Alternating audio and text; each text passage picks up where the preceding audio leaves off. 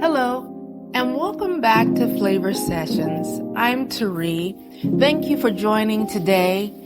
And if you remember last time on Flayvor Sessions, we talked about anime and cooking in anime. And I'm going to sort of continue in that analogy with what we're talking about today. And before I get into it, I do want to let you guys know that we will be having a Flayvor Sessions table series coming up. And in this table series, you will get to experience some of the flavor layerings and education that I have been talking about. So I am very excited about that. And I will give you guys more detail soon. But anyways, let's go ahead and get into it today. And today we're talking about cravings and not just what you crave, but why you crave it. And more importantly, what can you actually do with that understanding? So here we go. Let's talk about the anime moment. And I want to use this as an example. There is a moment that happens when you're watching anime, right? Someone lifts a bowl of ramen. The steam rises, the broth glistens, and the noodles stretch as they pull them up. And before they even take a bite, you already know what it's supposed to taste like.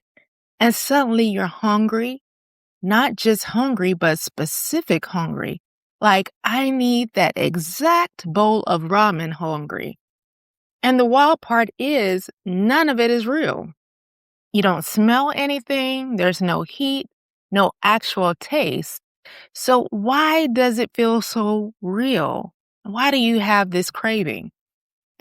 And it's because your brain has already started the experience. Believe it or not, before you even take a bite, your brain runs a loop. And I call this loop the anticipation loop. And in the anticipation loop, you imagine the broth that's rich, warm, and salty. You imagine the noodles, soft, slightly chewy. And the toppings, they're fatty, fresh, and textured. Your brain is building the experience ahead of time. And that anticipation creates desire. Now, let me give you another example that you might more readily relate to. Because it's a similar experience in how we anticipate being close to someone. You're not reacting to the moment yet. You're reacting to what you expect that moment to feel like. And that expectation builds energy. It builds desire. So cravings don't start with the food. They start with the prediction. So what's actually happening in the brain? Well, your brain is pulling from memory, is predicting flavor, and it's assigning value and motivating you to go get it. The feeling of, I need this right now, is not about taste, not yet. It's about wanting. And I just want to give an important distinction here. Wanting and liking are not the same thing. You can want something strongly and then not actually enjoy it as much when you get it, right? So have you ever had that moment? Let's go back to the ramen. Have you had the moment when the ramen didn't hit? You've been thinking about it all day and you finally sit down to eat it. And it's just, okay. It's not bad, but it's just not what you expected.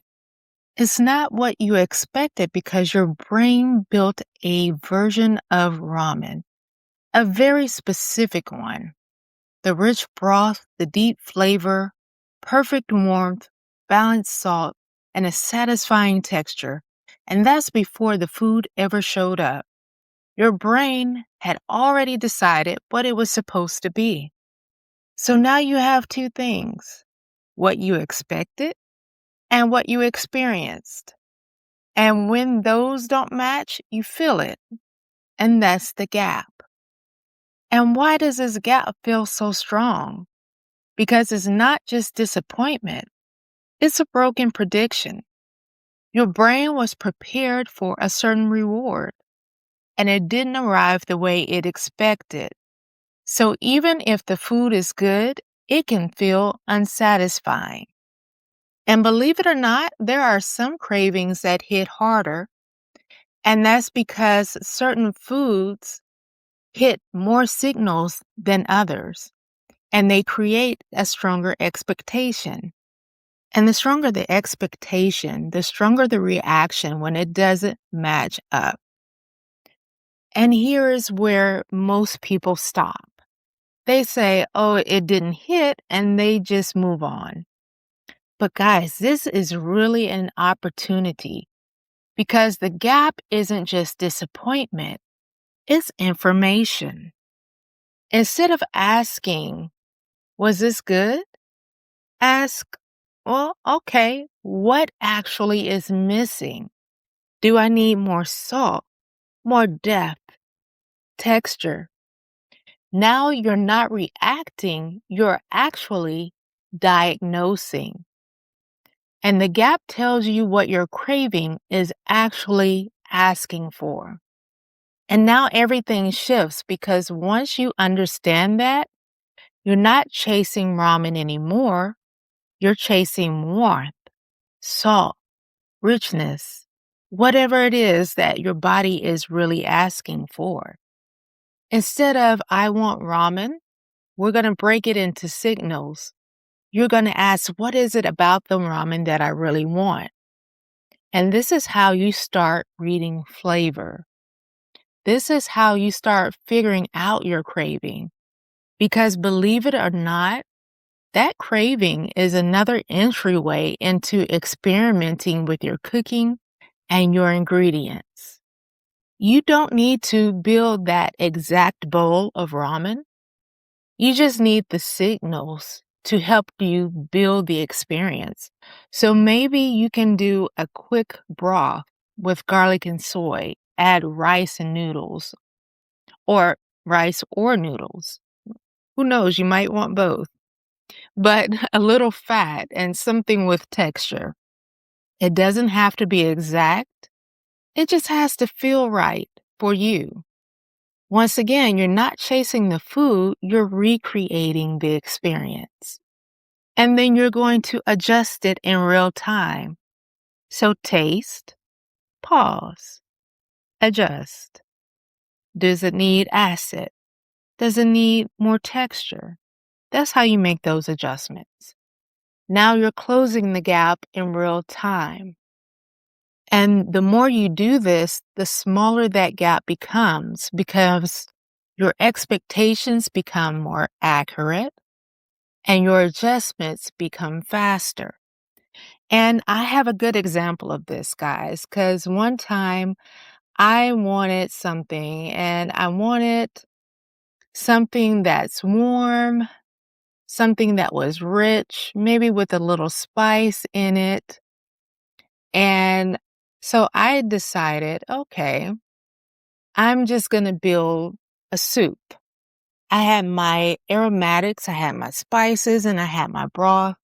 And on paper, it looked like it should work, like it should be delicious. But when I tasted it, it felt flat. Not bad, just something was missing. So I paused and I said, okay, that didn't work, but what's missing? And when I really thought about what I was craving, I realized it wasn't just warmth and richness. I needed something to lift it, something to bring it forward, and something to balance everything I had already built. So I added a little lemon juice and immediately everything changed. The flavors opened up, the richness didn't feel heavy, and the spices made more sense. It went from flat to exactly what I was craving. And the only reason I knew to do that is because I had experimented and I had practiced. practice with making those adjustments. And I had made enough mistakes to recognize what was missing. So it wasn't that the food fell, I just hadn't finished the conversation yet. And this is what I'm saying to you guys. You can do this exact thing. Use your craving as information. Decode those signals. Resolve those gaps. The more you do this, the smaller those gaps start to become because your expectations become more accurate and your adjustments become faster. And that's what most people call having a good palate. It's not necessarily talent, it's just awareness. And honestly, you guys, when I thought about cravings and, using the signals, it doesn't just apply to food. It really doesn't. We do this in life too. We build expectations. We imagine how something is supposed to feel. And when reality doesn't match, we feel that gap. You expected something different. You expected it to look different. You expected it to feel different. And when it doesn't, it can feel confusing. But just like with food, that gap isn't failure. It's feedback. And I'm going to just take it a little bit deeper for 1 minute. I believe in God, and in my walk with Him, there have been moments where what I expected and what I experienced just did not align. And the instinct is to pull back or question everything. But what if instead of walking away, you leaned in and asked, what is this showing me? What needs to be adjusted? What am I actually looking for here? Because just like in cooking, growth doesn't come from everything going perfect. It comes from learning how to respond. So to close, I'll bring it back to food now. But food is supposed to make you feel something. And cravings, they're your body's way of asking you to return to that feeling. And it's not random, but intentional. And when you understand that, you stop chasing the food and you start understanding flavor because you can start understanding those cravings. So I hope this was a little bit of insight for you today, but I just want to thank you guys for listening. And as always, thank you for tasting bravely. And I will see you in the next Flayvor Sessions.